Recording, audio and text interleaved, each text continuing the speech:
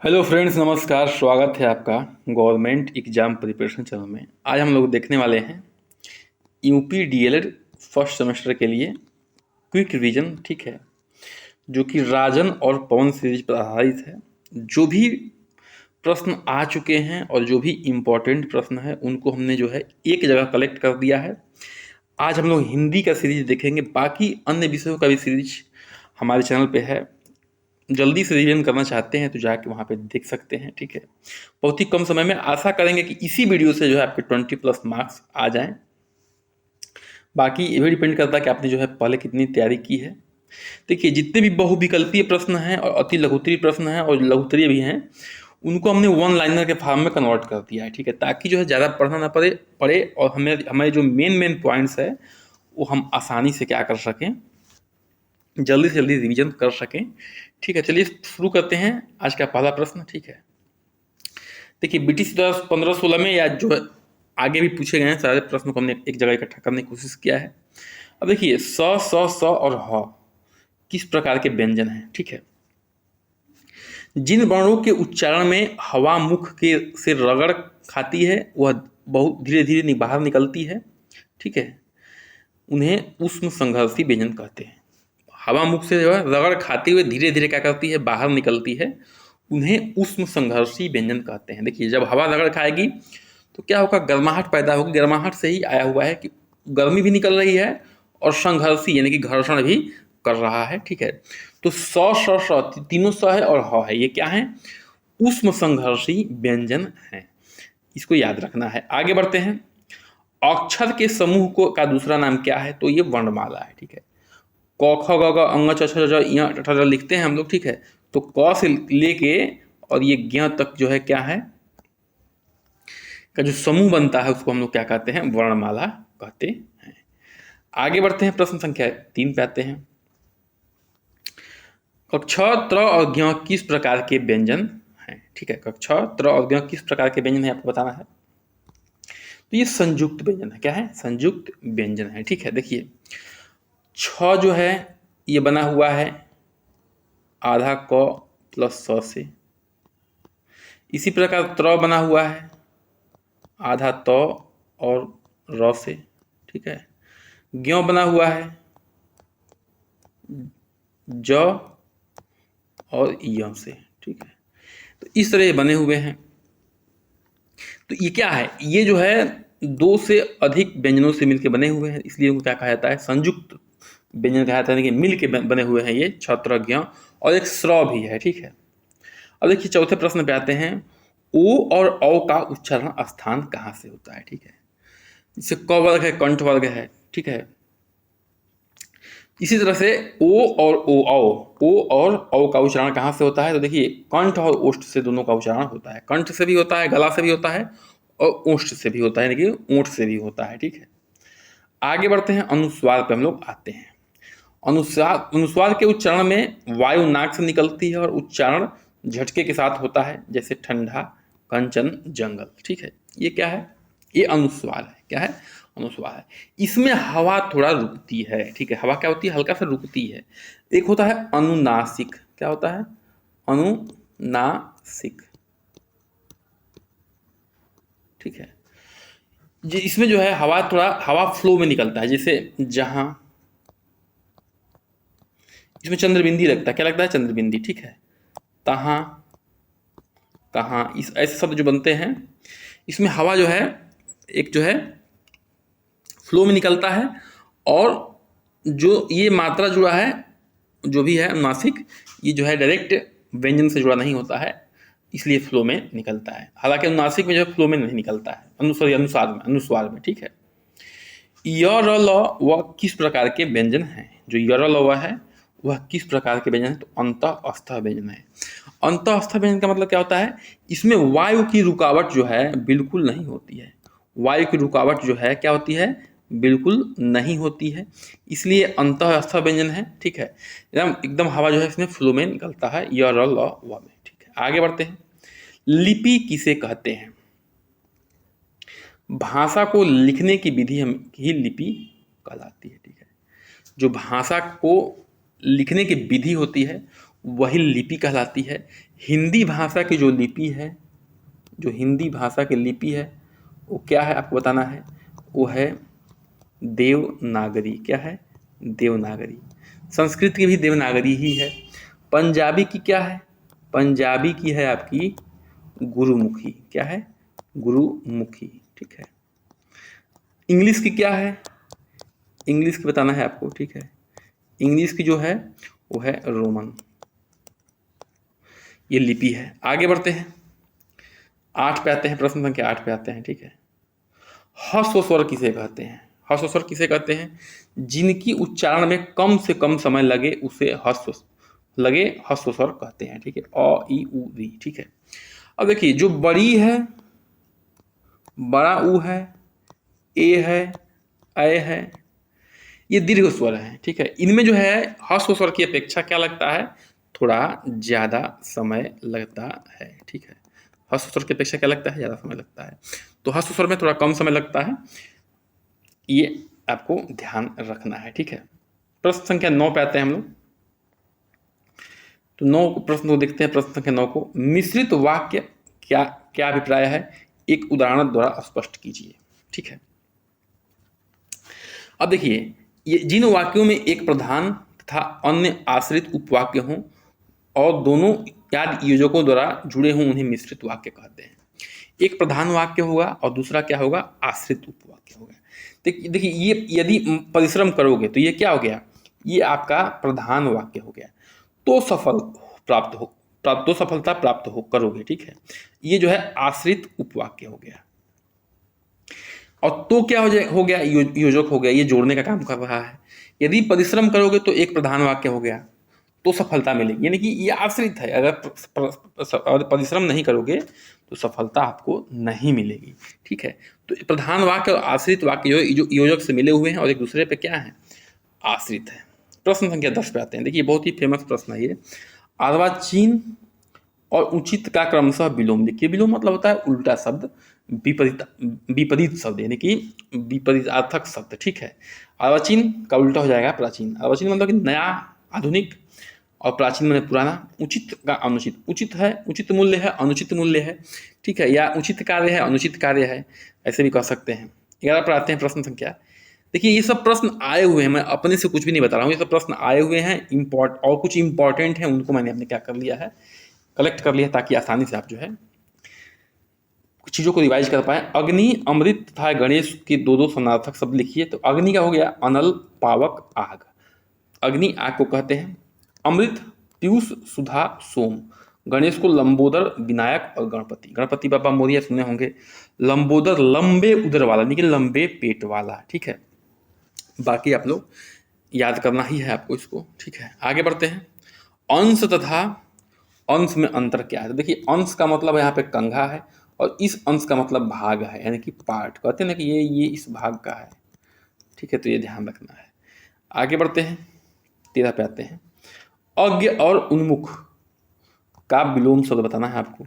तो अज्ञ क्या हो जाएगा, विज्ञ हो जाएगा, और उन्मुख का हो जाएगा विमुख। अज्ञ का विज्ञ और उन्मुख का विमुख, ये क्या हो जाएगा, विपरीतार्थक शब्द है, यानी कि विलोम शब्द है। प्रश्न संख्या 14 पे आते हैं। भृंग और विटप शब्द। भृंग और विटप शब्द के दो दो पर्यायवाची लिखना है। भृंग कहते हैं भैया भंवरा को। ठीक है। भ्रमर, मधुकर और मधुप, ये भृंग के क्या हैं, ये आपके पर्यायवाची शब्द हैं। मधुप, मधुकर, भ्रमर, भंवरा। पर्यायवाची शब्द याद करने का एक ही तरीका है, कम से कम जो है 100 पर्यायवाची शब्द मतलब विचार पढ़ने का, डेली जो है एक बार आपको 10 मिनट के अंदर देख लेना है। एक एक पेज ही देखिए, रोज देखिए। ठीक है। और खास तौर से एग्जाम टाइम में 1 महीना रह गया हो तो ये ध्यान रखना है। बिटप कहते हैं पेड़ को। ठीक है। वृक्ष, पादप, तरु, ये सब क्या है, इसके पर्यायवाची हैं। ठीक है। पर्यायवाची को ही समानार्थी शब्द भी कहते हैं, ये भी आपको याद रखना है। ठीक है। देखिए, समोच्चारित भिन्नार्थक शब्द क्या होते हैं? समोच्चारित यानी कि उच्चारण तो सेम है लेकिन अर्थ भिन्न भिन्न है। ठीक है। ये ध्यान रखना है। उच्चारण में क्या है, उच्चारण की दृष्टि से ये इतने मिलते जुलते हैं कि प्रयोगकर्ता उन्हें एक ही मान लेता है, यानी कि उच्चारण एक ही जैसा है, जबकि उनका अर्थ क्या होता है, अलग अलग होता है, भिन्न भिन्न होता है। जैसे अति और इति एक ही जैसा है उच्चारण में, लेकिन अति का मतलब बहुत हो गया, अति कर दिए हो यार तुम, तो कहते हैं लेकिन अरे अति कर दिया है, मैंने बहुत ज़्यादा कर दिया है कोई भी काम, ठीक है। इति मतलब होता है समाप्त करना, ठीक है। इति श्री सुने होंगे, इसका इति श्री किया यानी कि इसको जो है समाप्त किया जाए। आगे बढ़ते हैं। देखिए अभी हम लोग पढ़े थे एक ये वाला अंश, ये अंश, और देखिए ये अंश पढ़े थे, ठीक है, अभी हाल ही में पढ़े हैं कंघा और भाग वाला, वो भी जो है समुच्चारित भिन्नार्थक शब्द ही है। आगे बढ़ते हैं 15 पे आते हैं। विराम चिन्हों से क्या अभिप्राय है। देखिए विराम चिन्ह कई प्रकार के होते हैं, लेकिन उनसे अभिप्राय क्या है। देखिए लिखित भावों एवं विचारों को स्पष्ट करने के लिए वाक्य में जिन चिन्हों का प्रयोग किया जाता है उन्हें विराम चिन्ह कहते हैं। देखिए विराम चिन्ह का मुख्य मकसद यही है कि जब हम बोले कहाँ रुकना है, कैसे रुकना है, कितना रुकना है, इसका मतलब ये होता है। विराम मतलब रुकना होता है, कहाँ कितना कैसे, ये सब ध्यान रखना होता है उसमें। तो लिखित भाव जो है प्रकट होंगे, विचार स्पष्ट होंगे, वो इसी चीज से होंगे। आगे बढ़ते हैं, प्रश्न संख्या 16 पे आते हैं। लेखन कला को कुशल बनाने, ठीक है, लेखन कला को कुशल बनाने में सुलेख के महत्व पर प्रकाश डालिए। देखिए सुलेख यानी कि सुंदर लिखना, सुलेख का मुख्य उद्देश्य होता है। देखिए सु माने सुंदर, लेख माने लिखना, तो सुंदर लिखना, सुलेख का उद्देश्य जो है सुंदर लेख से संबंधित है। महात्मा गांधी के अनुसार क्या है, भद्दा लेख जो है अधूरी पढ़ाई की निशानी है। अगर आपने भद्दा लिखते हैं गंदा लिखते हैं तो क्या है, उनके अनुसार आप अधूरे हैं किसमें, पढ़ाई लिखाई में। सुंदर अक्षरों में लिखे हुए वाक्य पढ़ने में, समझने में और देखने में क्या होते हैं, अच्छे लगते हैं। जो सुंदर लेखन होता है वो क्या होता है, वाक्य को पढ़ेंगे, समझेंगे और देखेंगे तो क्या होगा, अच्छा लगेगा। श्रुत लेखन का उद्देश्य क्या है। देखिए श्रुत लेखन का मतलब होता है सुन के लिखना। श्रुत मतलब सुन के और लेख मतलब लिखना। जिसे बोलते हैं मास्टर साहब किताब से और लोग लिखते हैं। देखिए अध्यापक बोलते जाते हैं और बच्चे क्या करते हैं, छात्र जो है उसे लिखते जाते हैं, वही श्रुत लेखन होता है। इसका उद्देश्य जो है हिज्जे दुरुस्त करना, यानी कि मात्रा वगैरह, वर्तनी वगैरह दुरुस्त करना, और लिखने में तीव्रता जो है का विकास करना श्रुत लेखन का क्या है, मुख्य उद्देश्य है। आगे बढ़ते हैं। लिपि के विकास का प्रथम सोपान क्या है, तो चित्रलिपि है। क्या है, चित्रलिपि है। देखिए पहले जब हड़प्पा संस्कृति की बात चलती है तो उसमें क्या करते थे लोग, जो है पिक्टोग्राफ बनाते थे, यानी कि चित्र के माध्यम से जो है लोगों को समझाने की कोशिश करते, मतलब अपनी जो है बातें लिखते थे। वहीं से धीरे धीरे जो है लोग लिखने लगे। हालांकि अभी तक उसको पढ़ा नहीं गया है, लेकिन जो कोई भी भाषा का जब विकास हुआ है वहाँ पे जो है पिक्टोग्राफ यानी कि चित्रलिपि से ही शुरुआत उसका हुआ है। आगे बढ़ते हैं। जंगल का विलोम क्या है, जंगम है, सॉरी जंगम, जंगल नहीं है, जंगम का विलोम है अस्थावर, ठीक है। जंगम का विलोम क्या है, अस्थावर है। ये इंपॉर्टेंट है इसलिए पूछ रहा हूं। अनुग्रह का विलोम क्या है, तो वो है विग्रह। अनुग्रह का विलोम शब्द क्या है, वो विग्रह है।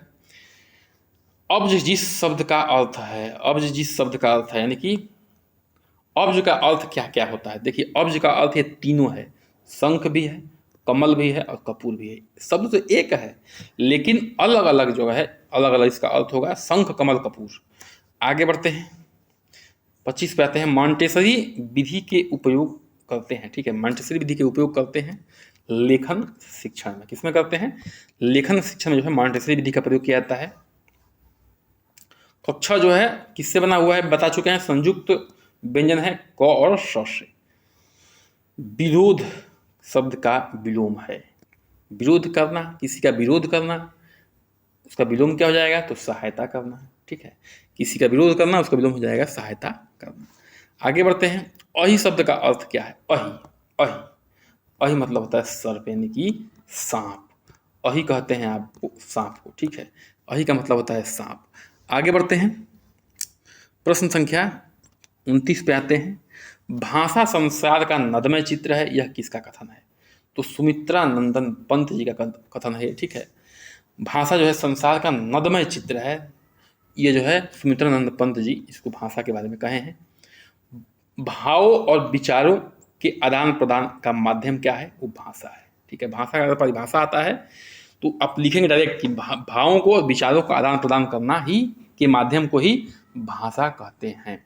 अब भाषा के प्रकार कौन कौन से हैं, इसको थोड़ा देख लेते हैं। भाषा के प्रकार दो हैं मुख्य रूप से, एक मौखिक भाषा है, एक लिखित भाषा है। कहीं कहीं सांकेतिक भाषा भी होता है, जो गूंगे लोग वह उपयोग करते हैं। मौखिक भाषा मतलब कि बोल के अपनी भावों को प्रकट करना, लिखित मतलब कि लिख के, और सांकेतिक मतलब संकेत दे के, लेकिन मुख्य दो ही रूप से हैं। भाषा की प्रमुख 4 दक्षताएं कौन कौन से हैं? सुनना, बोलना, पढ़ना, लिखना। ये बहुत ही महत्वपूर्ण प्रश्न है, इंपॉर्टेंट है, ठीक है। शार्ट में इसको जो है लोग ऐसे भी याद करते हैं, सुबोपली, ठीक है, सुबोपली, यानी कि सुनना, बोलना, पढ़ना, लिखना। और ये कुछ हद तक जो है मतलब कि एक फ्लो में है, यानी कि पहले लोग सुनते हैं, फिर बोलना सीखते हैं, फिर पढ़ना सीखते हैं, फिर लिखना लास्ट में सीखते हैं, ठीक है। हालांकि अब थोड़ा सा चेंज हो गया है, जो नई पॉलिसियाँ आई हैं, लेकिन अभी भी जो आदर्श में है वही है कि पहले लोग सुनते हैं, फिर बोलते हैं, फिर पढ़ते हैं, फिर लिखते हैं, ठीक है। सुबोपली याद रखिएगा। दृश्य पठन का तरीका क्या है? दृश्य पठन, दृश्य मतलब देखना, जो दृश्य आपके सामने है, ठीक है, बातों से ऐसे अब इसे पकड़ना है। बच्चों को भ्रमण पर ले जाएं और उनकी अनुभवों की चर्चा करें। बच्चों को भ्रमण पर ले जाए, तालाब घुमाना है, तालाब में विभिन्न प्रकार की चीज़ें दिखती हैं, उनको बताना है, ये कौन सा पौधा है, ये कौन सा पौधा है, ये मछली है, ये कछुआ है, ये जो है पत्थर है, जो भी है, कंकड़ है, तो इस पे जो है चर्चा करना है बच्चों के साथ, तो इसे कहते हैं दृश्य पठन। और अगर आपके 2 नंबर में आएंगे तो इसी चीज़ों को बना के बढ़ा चढ़ा के लिखना है आपको, ठीक है। हालांकि हम बता चुके हैं, एक अभी वीडियो डाले हैं कि कैसे जो है कॉपी लिखनी है, तो उस पर आप लोग विशेष चर्चा हुई है इस चीज़ पे। वर्णमाला किसे कहते हैं? देखिए, वर्णों के निश्चित और क्रमिक समूह को वर्णमाला कहते हैं। निश्चित है, चेंज नहीं होगा, और क्रमिक है, क्रम से है, उसी को वर्णमाला कहते हैं। क्रमिक इसलिए भाई कि इसको जो है उसी वर्णमाला को कई समूहों में बांटा गया है। थोड़ा सा वर्णमाला चैप्टर पढ़ेंगे तो उसमें देखेंगे कंठ, ओष्ठ, ठीक है, और जो भी है मूर्धन्य, इस सब में बांटा गया है। तो अगर क्रमिक नहीं होंगे और निश्चित नहीं होंगे तो आप उनको कैसे बांट पाएंगे? तो इसलिए क्रमिक और निश्चित समूह कहा गया है और उसको उसी का नाम दिया गया है वर्णमाला। आगे बढ़ते हैं, 35 पे आते हैं। वर्ण के प्रकार हैं, तो वर्ण के 2 प्रकार हैं, स्वर और व्यंजन, ठीक है। वर्ण के 2 ही प्रकार हैं, स्वर और व्यंजन। आगे बढ़ते हैं, शब्द किसे कहते हैं? देखिए, वर्णों के सार्थक और सही क्रम को क्या कहते हैं? शब्द कहते हैं। वर्णों के सार्थक और सही क्रम को क्या कहते हैं? शब्द कहते हैं। सार्थक मतलब कि उसका सही अर्थ निकले। कोई शब्द ऐसा हो जिसका अर्थ नहीं निकलता हो तो वो शब्द नहीं कहा जाएगा। सार्थक हो और सही क्रम में होने की उसका सही अर्थ निकलता हो, वही शब्द कहलाएगा। संधि किसे कहते हैं? अब देखिए, संधि किसे कहते हैं? 2 शब्दों के मिलने पर पहले शब्द के अंतिम वर्ण और दूसरे शब्द का पहला वर्ण के मेल से जो विचार उत्पन्न होता है उसे संधि कहते हैं, ठीक है। अब देखिए, जैसे पवन है, पवन है, अयाद संधि है, तो पो धन अन जो है इसका संधि विच्छेद है, तो ये और ये मिलके क्या बन रहा है? व का निर्माण कर रहा है, तो पवन हो जा रहा है, ठीक है। तो यही पहले का अंतिम और दूसरे का पहला, ठीक है, मिलके जो है जो चेंज लाते हैं उसे संधि कहते हैं। अब देखिए, समास का शाब्दिक अर्थ है छोटा करना या संक्षिप्त करना, यानी कि एक शब्द के समूह को, ठीक है, जो शब्द का समूह है, शब्द का समूह है, उसको क्या कर देता है? समास छोटा कर देता है। क्या कर देता है? छोटा कर देता है। तो समास का मतलब ये छोटा करना है, संक्षिप्त करना। तो ये शब्दों के समूह को छोटा करता है, ये ध्यान रखना है, ठीक है।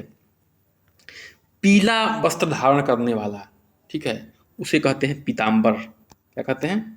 पीताम्बर, पीला वस्त्र धारण करने वाला, अर्थात श्री कृष्ण।